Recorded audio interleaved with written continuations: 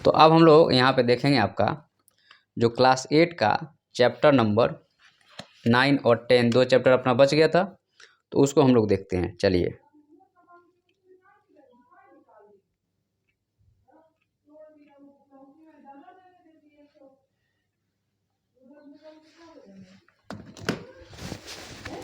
यहाँ पे आपका है चैप्टर नंबर 9 जो है आपका economic presence of the government.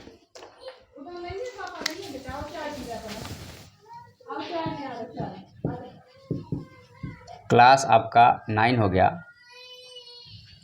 Economic presence of the government.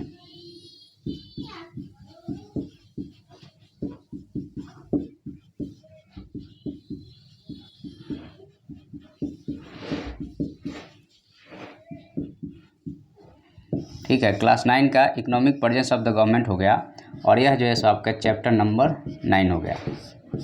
चलिए इसको शुरुआत करते हैं। तो यहाँ पे एक्चुअल में क्या है कि पूरे एनसीईआरटी के अगर हम पैटर्न की बात करें तो एनसीईआरटी आपको कंसेप्ट सिखाता है कि कंसेप्ट क्या है, वो चाहे जिस माध्यम से भी हो, लेकिन एनसीईआरटी जो है आपका, अगर हम आपको क्लास 6 से 12 की बात करें यहाँ पे, तो आपको हर एक जगह पे कंसेप्ट सिखाएगा। यह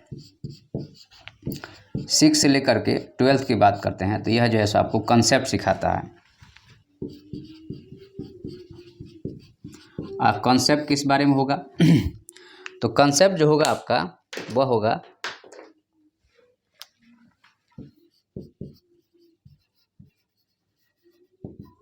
इक्वालिटी, उसके बाद में आपको फ्रीडम,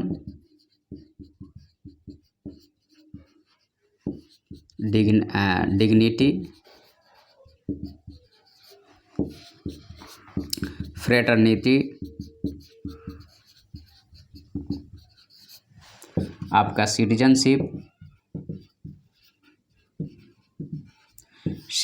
के अलावा जो है सो आपका रिपब्लिक, डेमोक्रेसी। तो इस तरह से है जो आपका बहुत सारा जो है सो यहाँ पे एनसीईआरटी आपको कंसेप्ट धीरे धीरे करके आपको देता है। अब हम लोग यहाँ पे पढ़ते हैं कि आपका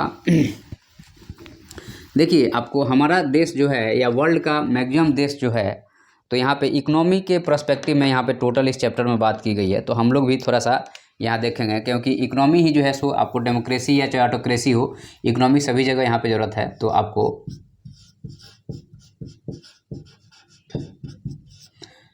आपको यह इकोनॉमिक एक अलग सब्जेक्ट है और पॉलिटी एक अलग सब्जेक्ट है, लेकिन अब यहाँ पे दोनों सब्जेक्ट का एक कोलैबोरेशन देखने को मिलेगा। तो यहाँ पे इकोनॉमिक प्रेजेंस की बात करते हैं तो यहाँ पे इकोनॉमिक डेमोक्रेसी में भी काम करता है और यहाँ पे ऑटोक्रेसी में भी काम करता है। तो इकोनॉमी तो दोनों जगह यहाँ पे यूज हो रहा है। अब यहाँ पे डेमोक्रेसी में आता है फ्रीडम। जब डेमोक्रेसी आती है तो यहाँ पे फ्रीडम आता है। तो फ्रीडम जो होगा यह इकोनॉमिक फील्ड में भी होगा,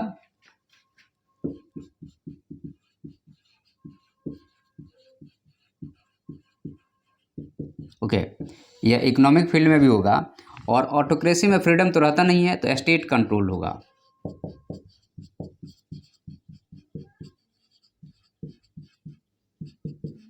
तो स्टेट कंट्रोल जैसे आज के डेट में रसिया में है, चाइना में है और नॉर्थ कोरिया में है। तो यहाँ पे स्टेट ही सारा कुछ कर रही है, तो यहाँ पे जो है सो बहुत कम आपको राइट रहेगा, जो है सो पब्लिक का फ्रीडम लेस रहेगा। यहाँ पे अगर कहा जाए तो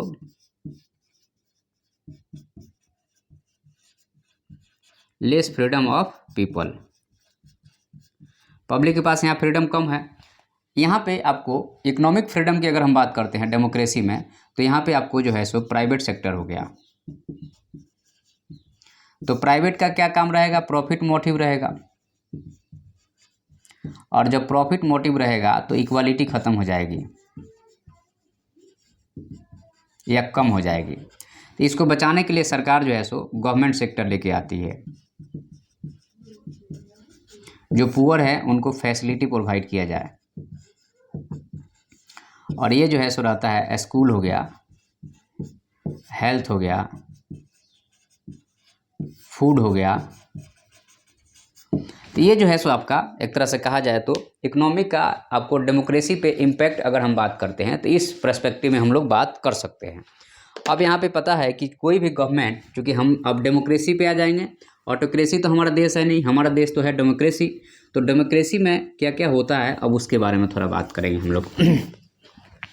तो डेमोक्रेसी का आधार क्या है?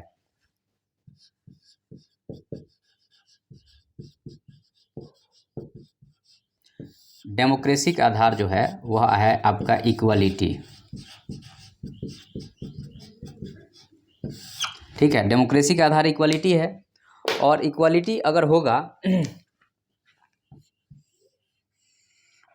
तो इक्वालिटी अगर होगा तो डेमोक्रेसी होगा, नहीं तो नहीं होगा। तो लेकिन इक्वालिटी तो हमेशा रहेगा नहीं, इक्वालिटी भी एक डायनेमिक कंसेप्ट है, डेमोक्रेसी भी एक डायनेमिक, समय के साथ ये चेंज होता है। तो यहाँ पे जो डेमोक्रेसी और इक्वालिटी की अगर बात करते हैं तो इक्वालिटी डेमोक्रेसी में हम लोग क्या है, एक्चुअल में क्या है यहाँ पे कि गवर्नमेंट जो है सो यहाँ पे भारत देश की अगर हम बात करते हैं तो गवर्नमेंट रिप्रेजेंटेटिव है, मतलब चुनी हुई है। तो यह चुनी हुई गवर्नमेंट पब्लिक से कुछ वादा भी तो करेगी। तो वादा करती है क्या, तो हम आपको फैसिलिटी प्रोवाइड करेंगे।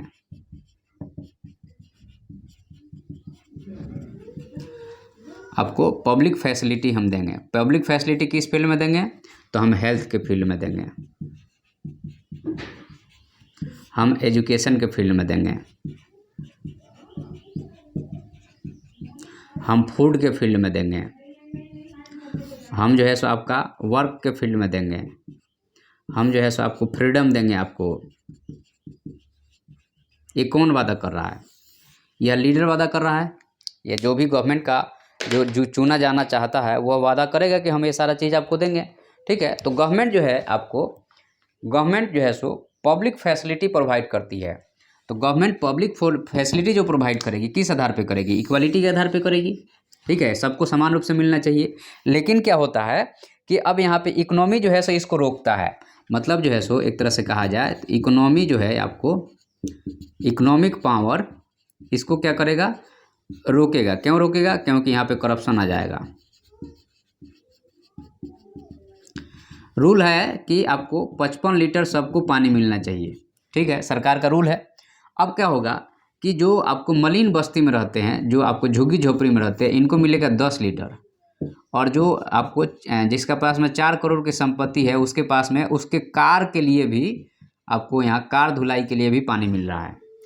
तो यहाँ पे चूंकि ये जो 4 करोड़ वाला है वह कौन है, वह इकोनॉमिक पावर हो गया। तो इकोनॉमिक पावर इसको रोकता है। तो इस चैप्टर में हम लोग यही डिस्कस करने वाले हैं कि इकोनॉमिक पावर जो है सो डेमोक्रेसी को कैसे हर्ट करता है। Okay,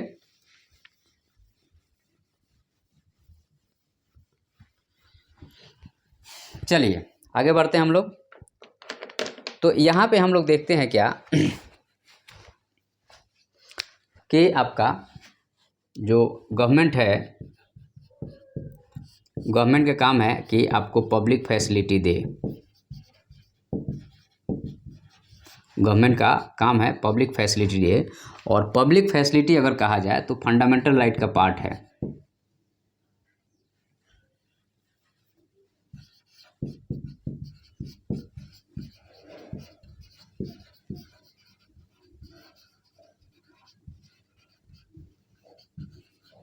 public facility is the part of fundamental right. Okay, तो यहाँ पे आपको गवर्नमेंट का काम है कि public facility they, part of the fundamental right है। और यहाँ पे चूंकि इकोनॉमी की अगर हम बात करते हैं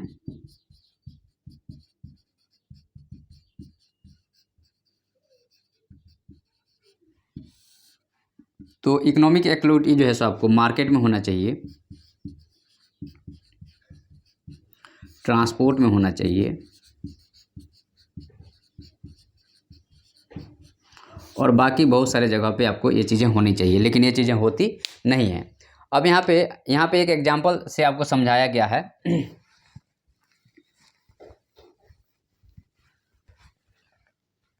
चेन्नई का एक एग्जांपल है यहाँ पे, the water and the people of the Chennai. कहीं का भी है, इंडिया में आप कहीं भी देख लीजिए जहाँ पे ज़्यादा वो है water and people of Chennai, ठीक है। तो water and the people of the Chennai की अगर हम बात करते हैं यहाँ पे, तो आपको यहाँ से क्या देखने को मिलेगा, तो यहाँ पे क्या है कि जो पुअर है उसको लेस वाटर अवेलेबल है,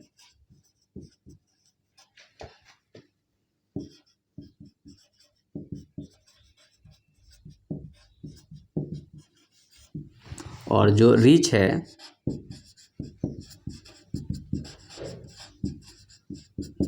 मोर वाटर अवेलेबल है। क्यों? क्योंकि इसके पास में ड्यू टू हैव मनी है इसके पास में और पावर है। तो मनी और पावर यह जो है सो अगेंस्ट द इक्वालिटी है, क्योंकि अगर यह नहीं होता तो सबको समान रूप से पैसा, सबको समान रूप से वाटर मिलता। लेकिन यहाँ पे क्या है कि जैसे आपको इनइक्वालिटी आ गई। तो यहाँ पे आपको जो आपका एक्चुअल में कहा जाए तो पीपुल यहाँ पे वेट करते हैं मतलब समय का खर्चा करते हैं, मतलब wasting the money, wasting the time.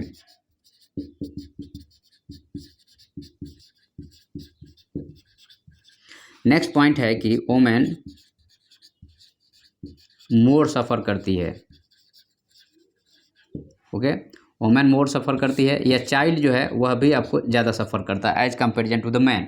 तो पीपुल यहाँ वेट कर रहा है। उसके बाद में यह जो है, अगर ऐसा मान लीजिए कि वाटर आपको नहीं मिल रहा है, नो वाटर अवेलेबल हो रहा है अगर, तो यह जो है सो एक तरह से कहा जाए तो आपको राइट टू लाइफ के अगेंस्ट में है, against right to life, article number 21 के अगेंस्ट में है। तो ये जो है सो वाटर और चेन्नई के, चूँकि वहाँ पे बड़े जो है साहब लोग हैं उनके पास आसानी से पानी अवेलेबल हो रहा है, और जो झुग्गी झोंपड़ी में रह रहे हैं उनको यहाँ पे पानी नहीं मिल रहा है, ठीक है। तो ये जो है सो वहाँ की प्रॉब्लम नहीं है, वो चेन्नई के एक एग्जाम्पल है। ऑल इंडिया में नहीं, पूरे वर्ल्ड में जिसके पास पैसा है उसके पास ईजी हर चीज़ अवेलेबल है, और जिसके पास नहीं है उसकी कोई वैल्यू नहीं है समाज में, उसकी डिग्निटी तक नहीं है, समझ लीजिए आप। आपके यहाँ ऑफिसर तक सुनता नहीं, आप जाइएगा ऑफिस में तो भगा के मार के भगा देगा सब, ठीक है। अब यहाँ पे कहा गया है कि water part of the fundamental right.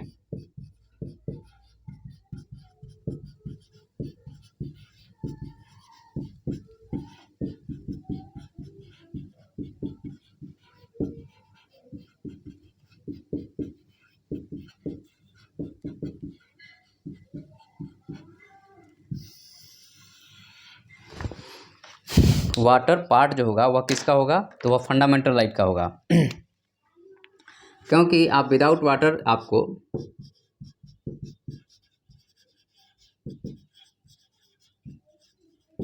Seven days तक जिएंगे, उसके बाद आपका डेथ हो जाएगा। और आपको पता है कि बाय नेचुरल लॉ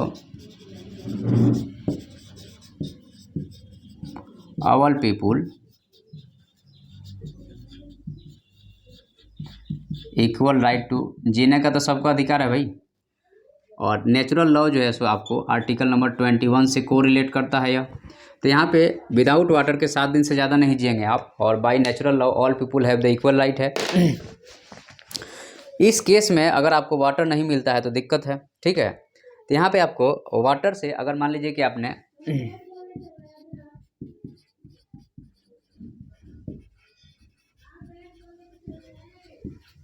अगर आप क्लीन वाटर का यूज नहीं कर रहे हैं तो आपको यहाँ पे क्या होगा,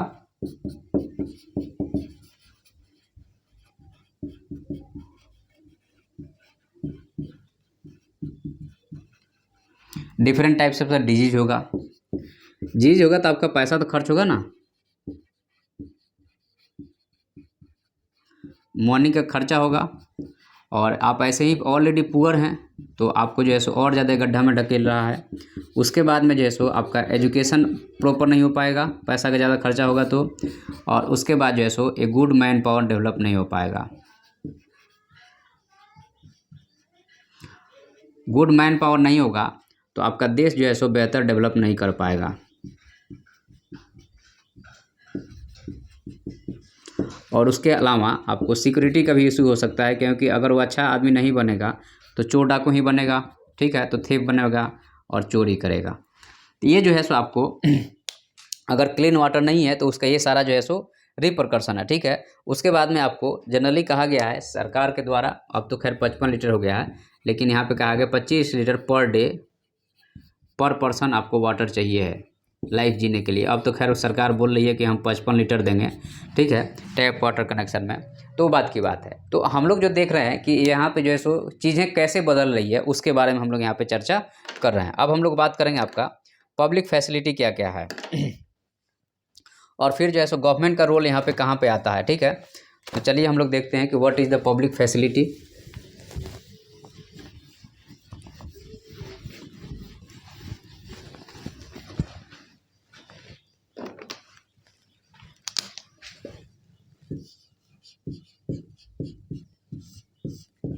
ये जो है सो गवर्नमेंट है।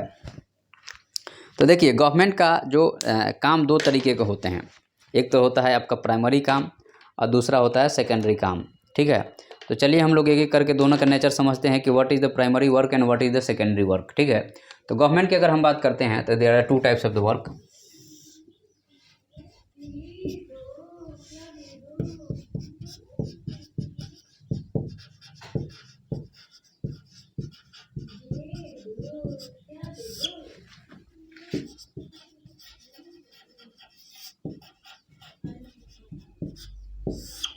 तो जो प्राइमरी वर्क होगा यहाँ पे आपको सिक्योरिटी हो गया, ठीक है, सिक्योरिटी हो गया। उसके बाद में जैसे नेशन का डेवलपमेंट हो गया, उसके बाद में लॉ एंड ऑर्डर हो गया, उसके बाद में एक तरह से कहा जाए तो नेशन डेवलपमेंट हो गया और मैन पावर का एक तरह से मैनेजमेंट हो गया या ह्यूमन डेवलपमेंट हो गया। तो ये जो है सो आपको प्राइमरी वर्क हो गया। सेकेंडरी वर्क की अगर हम बात करते हैं तो यहाँ पे आती है पब्लिक फैसिलिटी।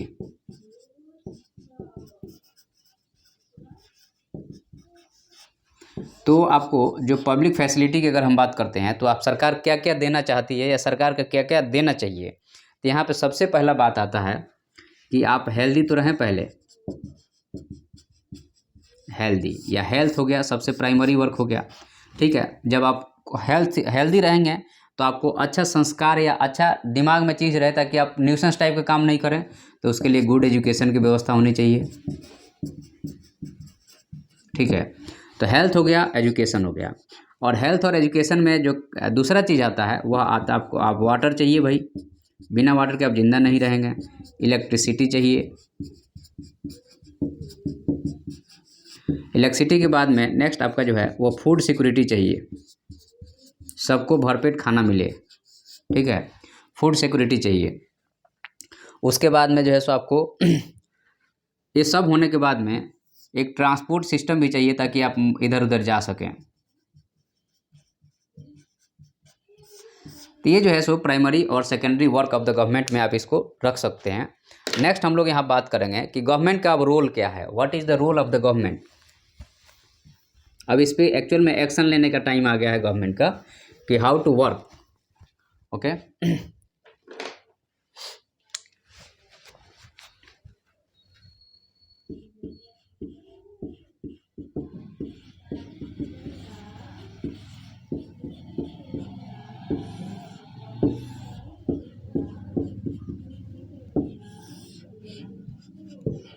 तो गवर्नमेंट का रोल क्या होगा यहाँ पे रोल की हम बात करते हैं तो आपको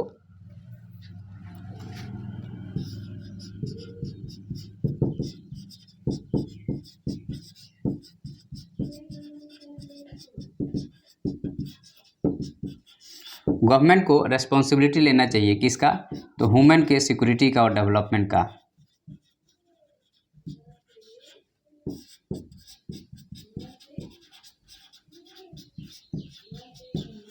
ठीक है। तो गवर्नमेंट को यहाँ पर रेस्पॉन्सिबिलिटी उठानी चाहिए कि ह्यूमन सिक्योरिटी भी प्रोवाइड करेंगे, ठीक है। उसके बाद में आपको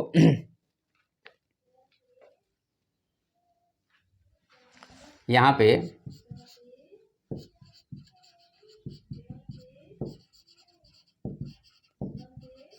जो पब्लिक फैसिलिटी है वह आपको लेस्ट कॉस्ट में अवेलेबल हो।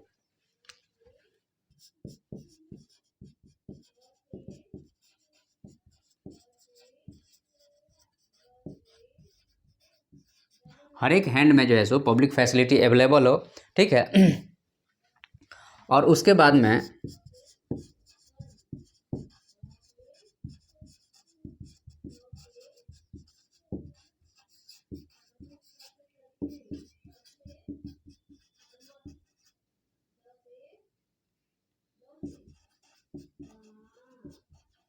जो प्राइवेट कॉन्ट्रैक्टर है वो बहुत ज़्यादा बेनिफिट नहीं ले और पूरा कमांड या कंट्रोल नहीं करे, ठीक है। और यह जो है सो आपको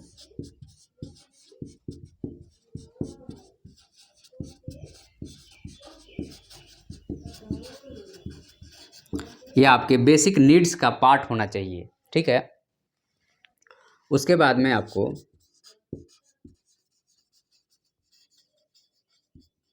एफोर्डेबल हो, एक्सेसिबल हो और अवेलेबल हो। अगर पब्लिक फैसिलिटी में यह 3 नेचर होना चाहिए। यह इंपॉर्टेंट बात मैं बता रहा हूँ, नोट डाउन कर लीजिएगा। AAA 3A होना चाहिए, ठीक है। तो पब्लिक फैसिलिटी जो है सो 3A होना चाहिए कि अवेलेबल, एफोर्डेबल और साथ में जो है सो एक्सेसिबल होना चाहिए, ठीक है। आगे हम लोग बढ़ते हैं तो water supply of the Chennai and it is available to all, ठीक है।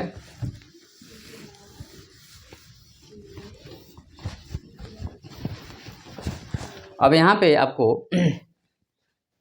उसी चीज़ को यहाँ पे बताया गया है कि जो आपके सैनिटेशन और बाकी सारी चीज़ें हैं, सुलभ शौचालय वगैरह से रिलेटेड है। तो वाटर फैसिलिटी आपको चेन्नई की अगर हम बात करते हैं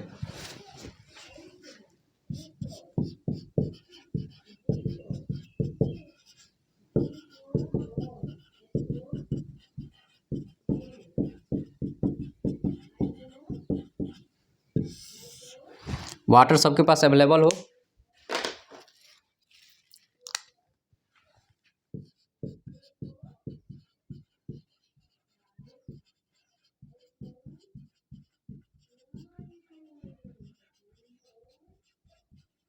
शॉर्टेज पुअर और मिडिल क्लास का वाटर का ना हो, पहला चीज़। दूसरा चीज़ यहाँ पे है कि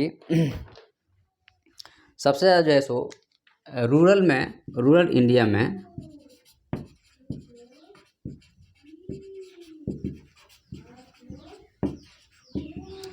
ज़्यादा मोर रिस्क रहता है। क्यों भाई? क्योंकि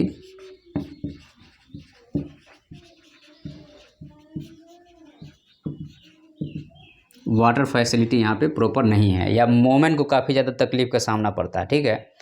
उसके बाद में जो स्लम है, जो स्लम एरिया में रहते हैं झुग्गी झोंपड़ी में, इनको जो है सो 20 लीटर पर डे से भी कम अवेलेबल है, जबकि गवर्नमेंट का कोटा पहले 25 लीटर था, अब तो इसको 55 लीटर कर दिया गया है। तो यहाँ पे उससे भी कम है, तो जाहिर सी बात है कि उसका सही से डेवलपमेंट नहीं होगा। और उसके बाद में आपको जो होटल है या जो आपका बिग इकोनॉमिक है वह इसका मिसयूज करता है पैसे के दम पे। तो यह प्रॉब्लम है हमारे समाज में। उसके बाद में यहाँ पे जो है सो इसका प्राइवेटाइजेशन होने पे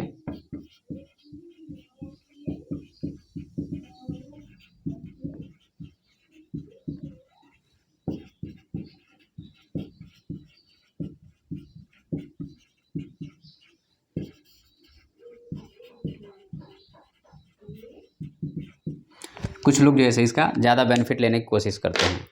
तो ये जो है सो आपका ओवरऑल चैप्टर था, जो क्रक्स था, जो कि हर एक एग्जाम में आपका काम आएगा। मैंने उसको डील किया। Thank you.